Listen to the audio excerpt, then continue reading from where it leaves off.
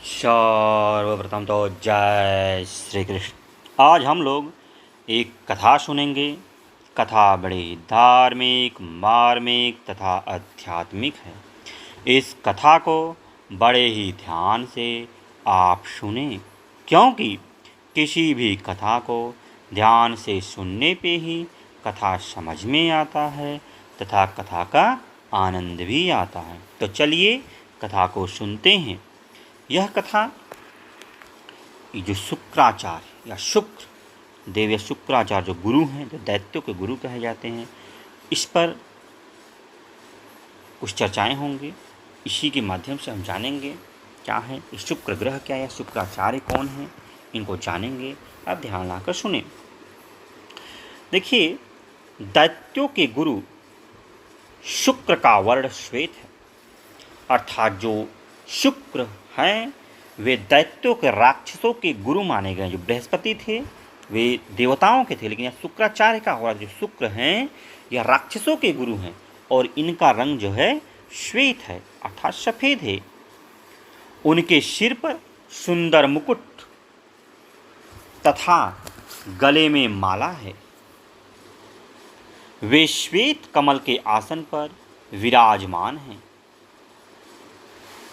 उनके चार हाथों में क्रमशः दंड, रुद्राक्ष की माला, पात्र तथा वरद मुद्रा सुशोभित रहती है। शुक्राचार्य दानवों के पुरोहित हैं। ये योग के आचार्य हैं। अपने शिष्य दानवों पर इनकी कृपा सर्वदा बरसती रहती है। इन्होंने भगवान शिव की कठोर तपस्या करके उनसे मृत संजीवनी विद्या प्राप्त की थी। अर्थात जब कोई राक्षस मर जाए या कोई भी मर जाए तो उसे जिंदा करने का इन्होंने विद्या प्राप्त किया था, जिसे मृत संजीवनी कहा जाता है। जब युद्ध होता था देवता और दानवों का, तो दो दानव युद्ध में मारे जाते थे, मर जाते थे, उनको शुक्राचार्य अपने मृत संजीवनी विद्या से जीवित कर देते थे। इस प्रकार से दानव मरते ही नहीं थे, राक्षसों का अंत ही नहीं होता था। उसके बल से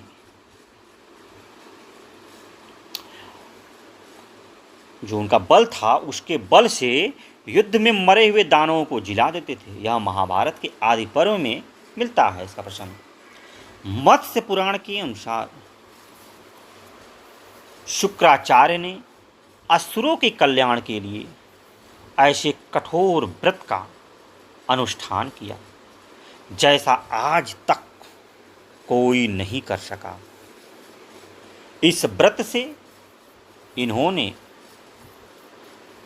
देवाधिदेव शंकर को प्रसन्न कर लिया। शिव ने इन्हें वरदान दिया कि तुम युद्ध में देवताओं को पराजित कर दोगे और तुम्हें कोई नहीं मार सकेगा। भगवान शिव ने इन्हें धन का भी अध्यक्ष बना दिया। इसी वरदान के आधार पर शुक्राचार्य इहलोक और परलोक की सारी संपत्तियों के स्वामी बन गए। महाभारत के आदि पर्व के अनुसार संपत्ति ही नहीं, शुक्राचार्य औषधियों, मंत्रों तथा रसों के भी स्वामी हैं। इनकी सामर्थ्य अद्भुत है। इन्होंने अपनी समस्त संपत्ति अपने शिष्य असुरों को दे दी और स्वयं तपस्वी जीवन ही स्वीकार किया। ब्रह्मा की प्रेरणा से शुक्राचार्य ग्रह बनकर तीनों लोकों के प्राण का, परित्राण करने लगे। कभी वृष्टि, कभी अनावृष्टि, कभी भय, कभी अभय उत्पन्न करके ये प्राणियों के योगक्षेम का कार्य पूरा करते हैं। यह ग्रह के रूप में ब्रह्मा की सभा में भी उपस्थित होते हैं। लोकों के लिए ये अनुकूल ग्रह है तथा वर्षा रोकने वाले ग्रहों को शांत कर देते हैं।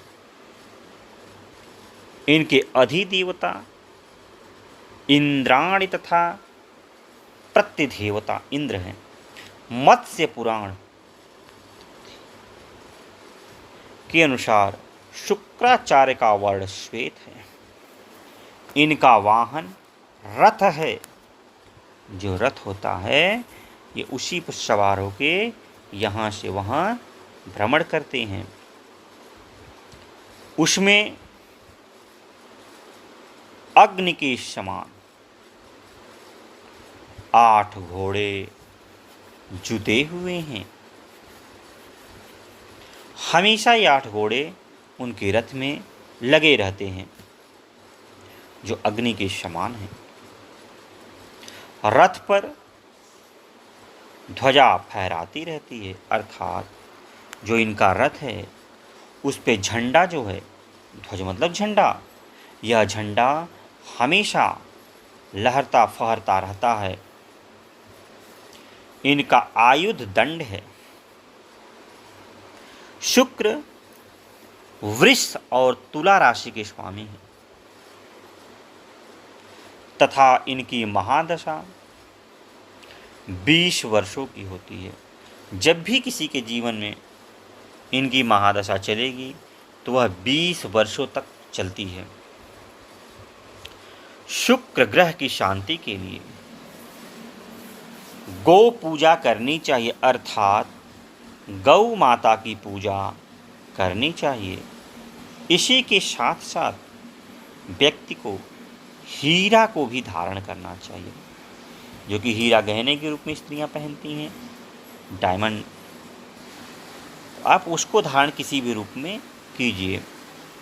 चांदी, सोना, चावल, घी, सफ़ेद वस्त्र, सफ़ेद चंदन, हीरा, सफ़ेद अश्व, दही, चीनी, गौ तथा भूमि ब्राह्मणों को दान में दे देना चाहिए। दान में जब भी दे इन्हीं वस्तुओं को दान करना चाहिए। क्योंकि देखिए सफ़ेद वस्तुओं से ज़्यादा लगाव होने के कारण इन्हीं का दान करना चाहिए। क्योंकि देखिए जितने भी हैं सब सफ़ेद, घोड़ा भी है, दही सफ़ेद थी, चीनी सफ़ेद थी, गाय को भी सफ़ेद ही मान के चलिएगा। सफ़ेद चंदन, सफ़ेद वस्त्र, चावल भी सफ़ेद, घी का रंग भी मान के चलिए, चांदी भी सफ़ेद होता है। तो इन्हीं सब का आप दान ब्राह्मणों को कीजिए, जिससे जो इनकी महादशा चलेगी उसमें थोड़ा सा आपको आराम महसूस होगा। नवग्रह मंडल में शुक्र का प्रतीक पूर्व में श्वेत पंचकोण है। शुक्र की प्रतिकूल दशा में इनकी अनुकूलता और प्रसन्नता हेतु वैदिक मंत्र में जो इनका बीज मंत्र है वो है ओम द्रां द्रीं द्रौं सः शुक्राय नमः। दोबारा सुनिए, ओम द्रां द्रीं द्रौं सः शुक्राय नमः। ये इनका बीज मंत्र है। इसका आप पाठ कीजिए, मंत्रों का जाप कीजिए तथा इनका एक और सामान्य मंत्र है जो है ओम शुं शुक्राय नमः। दोबारा सुनिए, ओम शुक्रं शुक्राय नमः, ओम शुं शुक्राय शुक्राय नमः। इसमें से किसी एक का नित्य एक निश्चित संख्या में जप करना चाहिए। कुल जप की संख्या 16,000 तथा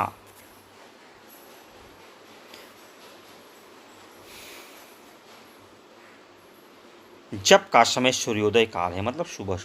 विशेष अवस्था में विद्वान ब्राह्मणों का सहयोग आप ले सकते हैं। तो आज के लिए इतना है, फिर किसी दिन किसी और वीडियो मिलते हैं। तब तक के लिए जय श्री कृष्ण, जय श्री कृष्ण।